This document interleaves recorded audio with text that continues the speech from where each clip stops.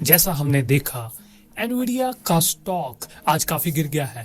इस ड्रॉप के पीछे का सोच ये है कि शायद अब हमें next level AI models train करने के लिए इतना जीपीयूज की जरूरत नहीं पड़े जितना पहले लगता था।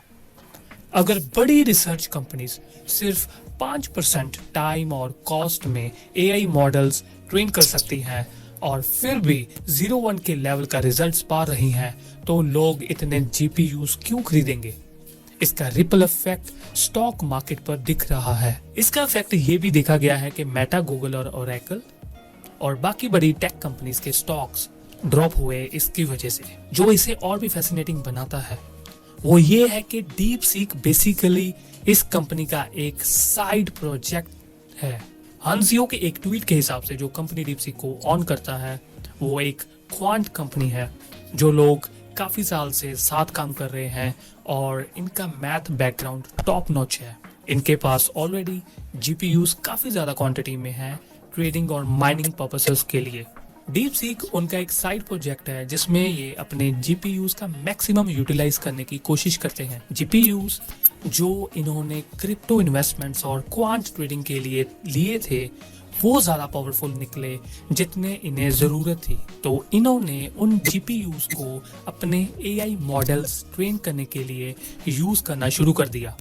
हन के फॉलोअप के ट्वीट के हिसाब से चाइना में कोई इन कंपनीज को सीरियस नहीं लेता। ये सिर्फ डीप सीक का लीन और मीम अप्रोच है जो इन्हें स्टैंड आउट बनाता है।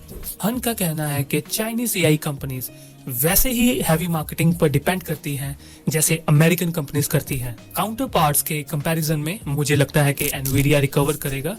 ये मेरी पर्सनल ओपिनियन है कि लोगों ने शायद सोचा कि एनवीडिया ओवरवैल्यूड हो रहा है और इस न्यूज को चारों तरफ फैलाया जा रहा है। कुछ चीजें जो मैं डीप सीक के बारे में शेयर करना चाहता हूँ वो उन्हें थोड़ा एम्बिगियस बनाती हैं। साथ ही कुछ काउंटर आर्ग्यूमेंट्स भी हैं जो मुझे लगता है कि एनवीडिया स्टॉक सेल करना गलत हो सकता है। सबसे पहले कंट्रोवर्सी की बात करते हैं। एक इन्वेस्टोपीडिया आर्टिकल के हिसाब से सीडी बैंक के एनालिस्ट ने डाउट एक्सप्रेस किया है कि डीप सीक ने अपने रिजल्ट्स बिना मोस्ट एडवांस चिप्स के अचीव किए हैं। उन्होंने एनवीडिया के स्टॉक्स पे अपना बाय रेटिंग मेंटेन किया और कहा कि मेजर यूएस एआई कंपनीज के लिए अभी भी एनवीडिया के एडवांस जीपीयू से दूर जाना मुश्किल है। स्केल एआई के सीईओ अलेक्जेंडर वैंग भी इस बात से एग्री करते हैं कि उन्होंने जितने कम जीपीयूज के यूज बताया है वो डाउट में है। वैंग के हिसाब से डीप सीक ने अराउंड 50,000 ज्यादा पावरफुल एनवीडिया होपर जीपीयूज या H100 का यूज किया होगा, पर कंपनी ये सच रिवील नहीं कर सकती एक्सपोर्ट कंट्रोल्स की वजह से जो यूएस ने एआई चिप्स पर लगाए हैं। डीप सीक ने H800 का यूज क्लेम किया है क्योंकि यूएस ने कंप्यूट पावर के लिमिट्स लगाई हैं जो चिप्स हम एक्सपोर्ट करते हैं। तो चाइना के लिए एनवीडिया ने H800 चिप्स बनाई हैं जो लेस पावरफुल हैं सो दैट वही इन्हें चाइना को बेच सके। लेकिन अलेक्जेंडर वैंग और सिटी बैंक के ऑफिशियल के हिसाब से वो शायद ज्यादा जीपीयूज यूज कर रहे थे जितना उन्होंने क्लेम किया है। वो बस ये कह रहे हैं कि इन्होंने H800 यूज किया सो दैट वो किसी ट्रबल में ना पड़े। एक और र्यूमर ये भी है कि शायद उन्होंने स्क्रैच से शुरू नहीं किया था। हो सकता है उन्होंने लामा मॉडल को एक स्टार्टिंग पॉइंट के रूप में यूज किया हो और उसके ऊपर ट्रेनिंग की हो। मेरे रिसर्च के हिसाब से इस क्लेम के लिए कोई सॉलिड प्रूफ नहीं है। हाँ, कभी कभी कुछ प्रॉम्प्ट्स क्लेम करते हैं कि मॉडल ओपन एआई ने बनाया है, या अगर आप ट्रबल शूट इंस्ट्रक्शन मांगे तो ये चैटजीपीटी जैसी इंस्ट्रक्शंस दे देता है। पर रियलिटी ये लगती है कि मॉडल काफी ज्यादा ओपन इंटरनेट डाटा पर ट्रेन किया गया है और इंटरनेट पर ओपन एआई और चैटजीपीटी इंस्ट्रक्शंस काफी अवेलेबल है, तो वो डेटा उनके ट्रेनिंग डाटा सेट में ऑटोमेटिकली आ गया है। मार्केट्स नाम की एक साइट है जहां आप रैंडम चीजें बेट कर सकते हो। उन्होंने पूछा क्या डीप सीक ने V3 ट्रेनिंग के लिए जीपीयूज के नंबर के बारे में झूठ बोला। अभी के लिए लोग 38% चांस दे रहे हैं कि शायद उन्होंने झूठ बोला हो।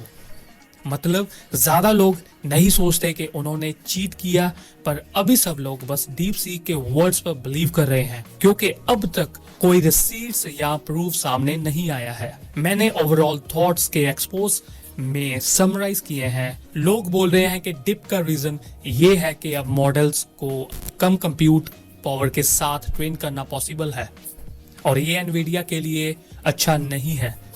लेकिन मेरे काउंटर आर्गुमेंट्स ये हैं। बहुत सारे एनालिस्ट का कहना है कि डीप सीक ने ज्यादा पावरफुल जीपीयूज पर ट्रेनिंग की, लेकिन एक्सपोर्ट रिस्ट्रिक्शन की वजह से वो इस बारे में ओपनली नहीं बात कर सकते, या फिर उन्होंने किसी और सेट ऑफ मॉडल वेट्स जैसे कि लामा के साथ शुरू किया, जैसे ट्रेनिंग के एक्सपेंसिव पार्ट्स ऑलरेडी हो चुका था। ये सिर्फ स्पेकुलेशन है, पर काफी वाइड स्प्रेड स्पेकुलेशन है। अगर हम ये मान ले कि अब 01 लेवल मॉडल्स को कम कंप्यूट के साथ ट्रेन करना सस्ता हो गया है, तब भी काफी कंपनीज ज्यादा कंप्यूट पावर इन्वेस्ट करेंगी सो दैट और भी ज्यादा पावरफुल मॉडल्स ट्रेन कर सके। अगर कम कंप्यूट में इतना अच्छा मॉडल बन सकता है तो लोग और ज्यादा कंप्यूट यूज करेंगे और उसे एडवांस मॉडल्स बनाएंगे। क्या एआई वर्सेस ह्यूमंस का वो युग पास आ रहा है? इमेजिन करो कि अगर हम 10x या 100x कंप्यूट यूज करें तो हम क्या ट्रेन कर सकते हैं। और फाइनली जो मुझे लगता है कि सबसे इंपॉर्टेंट पॉइंट है और जो मैंने बोलने के बाद नोटिस किया कि काफी लोगों ने शायद मुझसे पहले ये पॉइंट हाईलाइट किया होगा, अगर नहीं, फाउंडेशन मॉडल्स ट्रेन करना सच में बहुत सस्ता हो गया है। तो इसका मतलब है कि बड़ी कंपनीज जैसे ओपनएआई का कॉम्पिटिटिव एडवांटेज अब पहले से भी कम हो गया है। इससे नए कंपनीज और नए ओपन सोर्स मॉडल्स के लिए दरवाजे खुल जाते हैं, जो सभी को कंप्यूट की जरूरत पड़ेगी। अब कम कंप्यूट के साथ एक मॉडल ट्रेन करने की जरूरत ये काउंटर बैलेंस हो सकती है कि इस बात से ज्यादा कंपनीज जीपीयूज खरीदेंगी, क्योंकि अब उनके लिए अपने टेलर्ड फाउंडेशन मॉडल्स बनाना पॉसिबल हो गया है। हो सकता है कि हर एक कंपनी कम जीपीयूज खरीदे, पर ओवरऑल डिमांड बढ़ सकती है क्योंकि लोअर बैरियर ऑफ एंट्री की वजह से ज्यादा कंपनीज गेम में आ जाएंगी। गैरी टैन ने अपने एक पोस्ट में कहा, क्या लोग सच में ये बिलीव करते हैं अगर मॉडल्स ट्रेन करना सस्ता, फास्ट और इजी हो गया तो एआई का इंटरफेरेंस डिमांड और रियल वर्ल्ड यूज और भी ज्यादा फास्ट ग्रो करेगा। ये इंश्योर करेगा कि supply of compute fully utilized हो। ये रिस्पांस उस पॉइंट पर दिया था जिसमें बोला गया था कि चाइना की deep seek US equity markets के लिए सबसे बड़ा थ्रेट हो सकता है, क्योंकि उन्होंने एक ground breaking AI model build किया है at an extremely low price और बिना कटिंग एज चिप्स के एक्सेस के।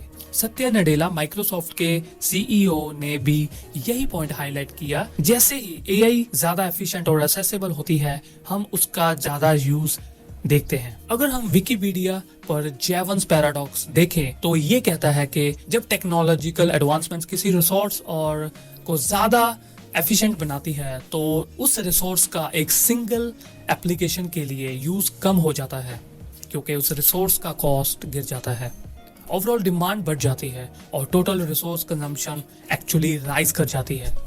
तो अगर हम कम कंप्यूट के साथ ज्यादा कर सकते हैं, इसका मतलब ये नहीं है कि लोग कम कंप्यूट खरीदेंगे, बल्कि वो और ज्यादा कंप्यूट खरीदेंगे सो दैट कम कंप्यूट के साथ और ज्यादा चीजें कर सके। साथ ही अब नए कंपनीज के लिए मॉडल्स डेवलप करना और एक्सेसिबल हो गया है, क्योंकि बैरियर टू एंट्री लोअर हो गया है। एंड में मुझे लगता है कि ये एनवीडिया के लिए एक नेट विन होगा, पर फिर से ये फाइनेंशियल एडवाइस नहीं है।